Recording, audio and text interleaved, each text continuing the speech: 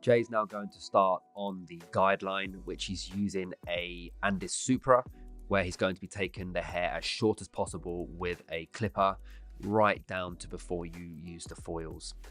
As you can see, he's working quite high with the guideline, starting below the box of the hairline and curving it slightly, but working above the O-bone at the top. Now, the reason that he's done that is because he wants to keep the hairline dark for the definition at the front, and also working through the cowlick area and the strong growth pattern. He wanted to eliminate all of those areas, especially through the back, so it makes it much easier for him to just focus on the step-by-step fading process. Once the blend has been completed on side number one, Jay's now going to move on to sharpening up around the borders of the hairline. First and foremost, he's going to start by working with the straight razor, just enhancing the sharpness of the perimeter around the temple area. The reason why he's not using the clippers in this area is because he wants to keep the hairline where it is and just sharpen up the edge. He's now going in through the curvature, through the temple area, and he's going to be creating a very slight rounded shape and curvature in towards the point.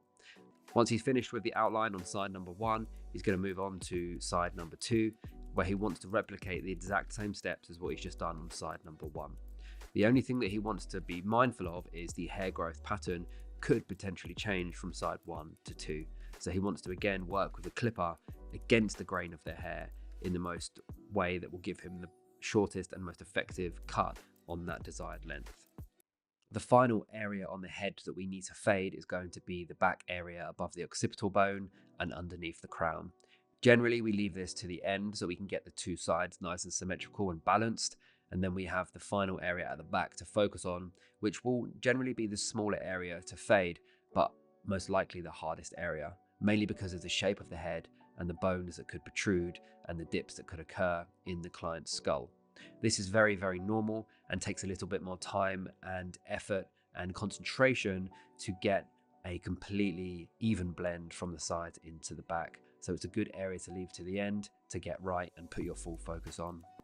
The last thing that Jay finally needs to do to the client is sharpen up through the box around the hairline area, through the recession, just to really strengthen the look and create that really strong square boxy look, which makes it a little bit more aggressive and masculine through the front. Firstly, he's going to start with the clipper facing in the downward position to create the strongest possible line through the hairline. Now, the last thing he wants to do is push this hairline back and make sure that there's regrowth coming through if the hair starts to grow out, which will look really, really ugly and quite cheap. So we want to, again, keep the hairline as natural as possible in terms of the depth, but keep it as sharp as possible. So this is why Jay's going in really slowly and really tight to the natural hairline with the clipper. And then he's going to fine tune it with the straight razor to really enhance the sharpness.